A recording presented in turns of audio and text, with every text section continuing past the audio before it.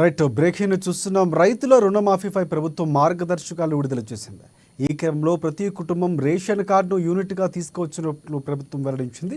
ఇందులో భాగంగా ప్రతి యూనిట్లో మొదట మహిళకు రుణమాఫీ చేయబోతున్నారు. ఆ తర్వాత ప్రాధాన్యత ప్రకారం రుణాలు మాఫీ చేయబోతున్నట్లు మార్గదర్శకాల్లో పేర్కొన్నారు. రైతు కుటుంబం గుర్తింపునకు రేషన్ కార్డును ప్రామాణికంగా తీసుకోబోతున్నట్లు ప్రభుత్వం ప్రకటించింది.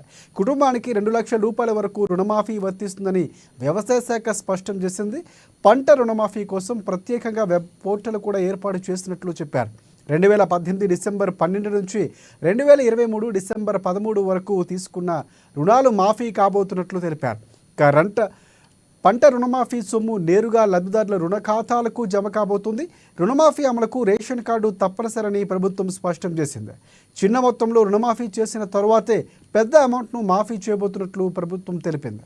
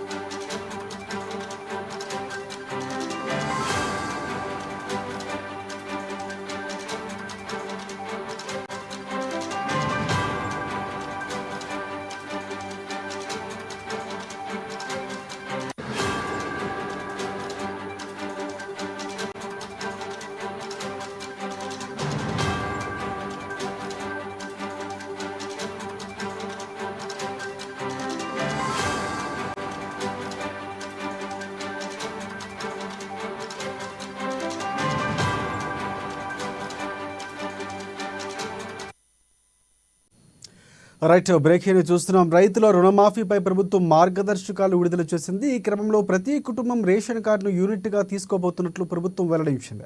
ఇందులో భాగంగా ప్రతి యూనిట్లో మొదట మహిళకు రుణమాఫీ చేయబోతున్నారు. ఆ తర్వాత ప్రాధాన్యత ప్రకారం రుణాలు మాఫీ చేయబోతున్నట్లు మార్గదర్శకాల్లో పేర్కొన్నారు.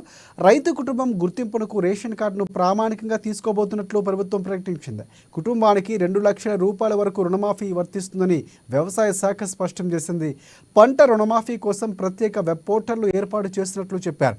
ఇక 2018 డిసెంబర్ 12 నుంచి 2023 డిసెంబర్ 13 వరకు తీసుకున్న రుణాలు మాఫీ కాబోతున్నట్లు తెలిపారు.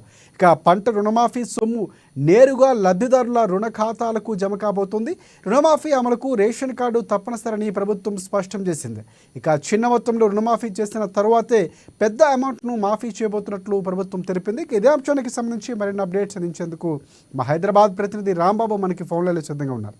ఎస్ రాంబాబు, చెప్పండి. రైతులకైతే కాంగ్రెస్ ప్రభుత్వం గుడ్ న్యూస్ చెప్పేసింది.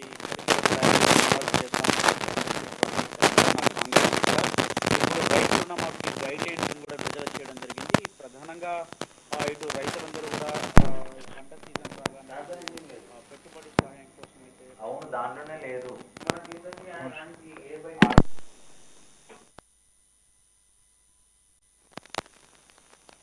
ఎట్లా అదే కదా.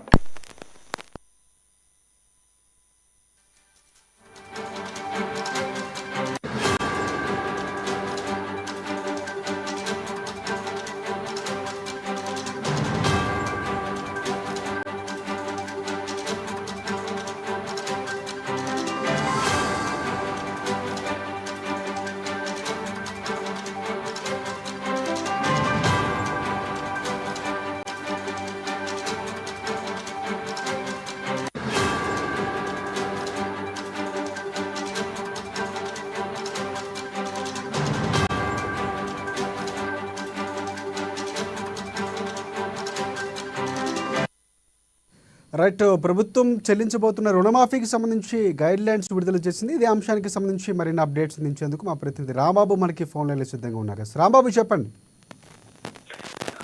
రాజశేఖర్ తెలంగాణ రాష్ట్ర కాంగ్రెస్ సర్కార్ అయితే ఇటు రైతులకైతే గుడ్ న్యూస్ చెప్పింది. ఇప్పటికే రైతు రుణమాఫీ చేస్తామని చెప్పేసి గతంలో ప్రకటించడం కాకుండా ఎన్నికల ఇటు మేనిఫెస్టోలో కూడా ప్రకటించినటువంటి కాంగ్రెస్ పార్టీ ఆ తర్వాత అధికారంలోకి వచ్చిన తర్వాత రైతు రుణమాఫీని ఏకకాలంలో చేస్తామని చెప్పి ప్రకటించడం జరిగింది. ఆగస్టు 15 లోపు రైతు రుణమాఫీని చేసి తీరుతామని చెప్పి కూడా స్పష్టం చేసిన నేపథ్యంలో దీనికి సంబంధించి గైడ్ లైన్స్ ను కూడా రూపొందించేటువంటి పనిలో రాష్ట్ర సర్కార్ అయితే గత కొన్ని రోజుల నుండి తలమునకలై ఉంది. ఈ నేపథ్యంలో ఈ రోజు అయితే రైతు రుణమాఫీకి సంబంధించినటువంటి గైడ్ లైన్స్ కూడా విడుదల చేయడం జరిగింది.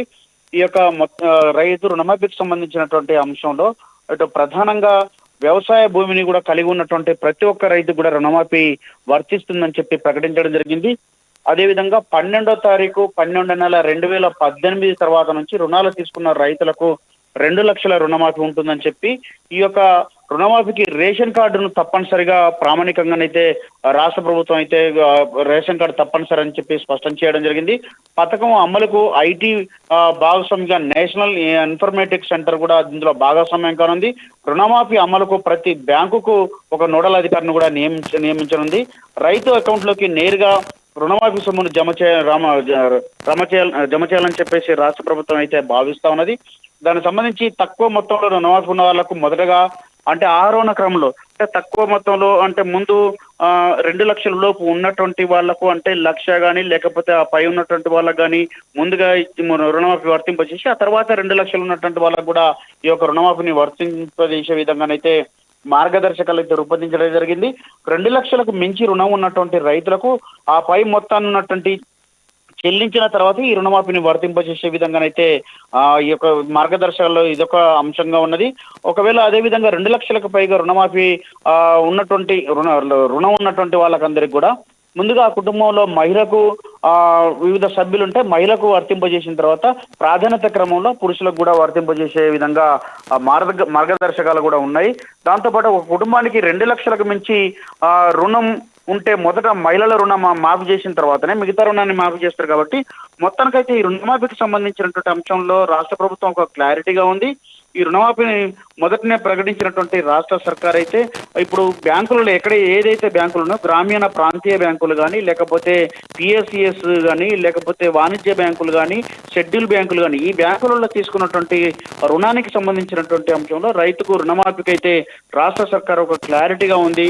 గతంలో ఆధార్ కార్డు ఏదైతే పాస్బుక్ ఇట్లా పెట్టి బ్యాంకులో తమ అకౌంట్ ఇట్లా పెట్టి రుణం తీసుకున్నదో దానికి సంబంధించి ఆధార్ను కూడా ఇప్పుడు మ్యాచ్ చేసే విధంగా కూడా ప్రభుత్వం మార్గదర్శకాలు జారీ చేసిన నేపథ్యంలో రాష్ట్రంలో ఉన్నటువంటి రైతులందరికీ కూడా మేలు జరగాలి. భూమి ఉన్నటువంటి అంటే ముఖ్యంగా వ్యవసాయేతర భూములకు కాకుండా వ్యవసాయ భూములకు మాత్రమే ఈ యొక్క రుణాన్ని మాఫీ చేయాలని చెప్పేసి రాష్ట్ర సర్కారు మార్గదర్శకాలు జారీ చేసినటువంటి నేపథ్యంలో ఈ యొక్క రుణమాఫీకి సంబంధించినటువంటి రైతులకైతే ఈ యొక్క రాష్ట్ర ప్రభుత్వం అయితే గుడ్ న్యూస్ చెప్పిందని భావించాలి రాజశేఖర్. రైట్, ఇది అంటే బంగారంకు సంబంధించి బంగారం మీద కొంతమంది రైతులు లోన్ తీసుకున్నటువంటి పరిస్థితి, కౌలు రైతులు ఈ అంశాలు ఏమైనా పరిగణలోకి తీసుకుని దానికి సంబంధించి గైడ్ లైన్స్ ఏమైనా ప్రకటించినటువంటి పరిస్థితి ఉందా?